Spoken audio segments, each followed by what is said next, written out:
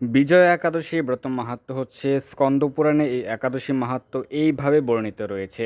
মহারাজ যুধিষ্ঠির শ্রীকৃষ্ণকে বললেন, হে বাসুদেব, ফাল্গুন মাসের কৃষ্ণপক্ষের একাদশীর মাহাত্ম্য অনুগ্রহ করে আমাকে বলুন। শ্রীকৃষ্ণ বলেন, হে যুধিষ্ঠির, এই একাদশী বিজয়া নামে পরিচিত। এই একাদশী সম্পর্কে একসময় দেবর্ষি নারদ স্বয়ম্ভু ব্রহ্মাকে জিজ্ঞাসা করেছিলেন। তিনি এই প্রসঙ্গে যা বলেছিলেন তা আমি এখন তোমাকে বলছি। এই পবিত্র পাপ দূরকারী ব্রত মানুষকে জয়দান করে বলে বিজয়া নামে প্রসিদ্ধ। পুরাকালে শ্রীরামচন্দ্র 14 বছরের জন্য বনে গিয়েছিলেন। সীতা ও লক্ষ্মণের সঙ্গে তিনি পঞ্চবটী বনে বাস করতেন। সেই সময় লঙ্কাপতি রাবণ দেবী সীতাকে গ্রহণ করে সীতার অনুসন্ধানে রামচন্দ্র চতুর্দিক ভ্রমণ করতে থাকেন। তখন জটায়ুর সাথে তাঁর সাক্ষাৎ হয়। জটায়ু রাবণের সমস্ত বৃত্তান্ত রামচন্দ্রকে জানিয়ে প্রাণ সংবরণ করেন। এরপর সীতা উদ্ধারের জন্য বানররাজ সুগ্রীবের সাথে তিনি বন্ধুত্ব স্থাপন করেন। ভগবান রামচন্দ্রের কৃপায় হনুমান লঙ্কায় গমন করেন। সেখানে অশোক বনে সীতাদেবীকে দর্শন করে শ্রীরাম প্রদত্ত অঙ্গুরীয় আংটি তাকে অর্পণ করেন। ফিরে এসে শ্রীরামচন্দ্রের কাছে লঙ্কার সমস্ত ঘটনার কথা তিনি ব্যক্ত করেন। হনুমানের কথা শুনে রামচন্দ্র সুগ্রীবের পরামর্শে সমুদ্র তীরে যান। সেই দুস্তর সমুদ্র দেখে তিনি লক্ষ্মণকে বলেন, হে লক্ষ্মণ, কিভাবে এই অগাধ সমুদ্র পার হওয়া যায় তার কোনো উপায় খুঁজে পাচ্ছি না। উত্তরে লক্ষ্মণ বলেন, হে পুরুষোত্তম, সর্বজ্ঞাতা আদিদেব আপনি, আপনাকে আমি কি উপদেশ দেব?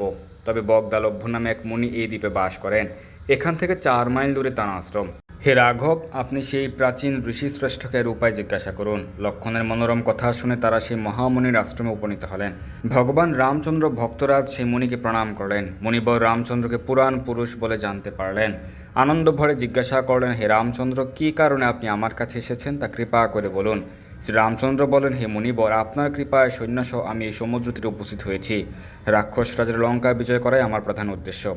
যাতে এই সমুদ্র উত্তীর্ণ হতে পারে তার উপায় জানবার জন্য আমরা আপনার কৃপা প্রার্থনা করি। মুনিবর প্রসন্নচিত্তে পদ্মলোচন ভগবান শ্রী রামচন্দ্রকে বলেন, হে রাম, আপনার অভীষ্ট সিদ্ধির জন্য যে শ্রেষ্ঠ ব্রত করণীয় আমি তা বলছি। ফাল্গুন মাসের কৃষ্ণপক্ষের বিজয়া নামক একাদশী ব্রত পালনে আপনি নিশ্চয়ই সৈন্যসহ সমুদ্র পার হতে পারবেন। এই ব্রতের বিধি শ্রবণ করুন। বিজয় লাভের জন্য দশমীর দিন সোনা, রূপা, তামা অথবা মাটির কলস সংগ্রহ করে তাতে জল ও আম পাতা দিয়ে সুগন্ধি চন্দনে সাজিয়ে তার উপর সোনার নারায়ণ মূর্তি স্থাপন করবেন। একাদশীর দিন যথাবিধি প্রাতঃস্নান করে কলসের গলায় মালা চন্দন পরিয়ে উপযুক্ত স্থানে নারকেল ও গুবাক দিয়ে পূজা করবেন।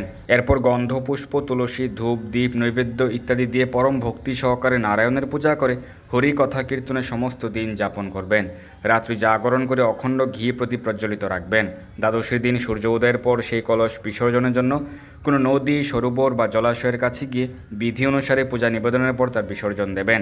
তারপর ওই মূর্তি বেদজ্ঞ ব্রাহ্মণকে দান করবেন। এই ব্রত প্রভাবে নিশ্চয়ই আপনার বিজয় লাভ হবে। ব্রহ্মা বললেন, হে নারদ, ঋষির কথা মতো ব্রত অনুষ্ঠানের ফলে তিনি বিজয়ী হয়েছিলেন। সীতাপ্রাপ্তি, লঙ্কা জয়, রাবণবধের মাধ্যমে শ্রীরামচন্দ্র অতুল কীর্তি লাভ করেছিলেন।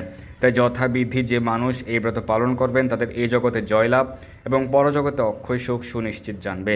হে যুধিষ্ঠির, এই কারণে এই বিজয়া একাদশী ব্রত পালন অবশ্য কর্তব্য। এই ব্রত কথা শ্রবণ কীর্তন মাত্রই বাজপেয় যজ্ঞের ফল লাভ হয়। হরে কৃষ্ণ।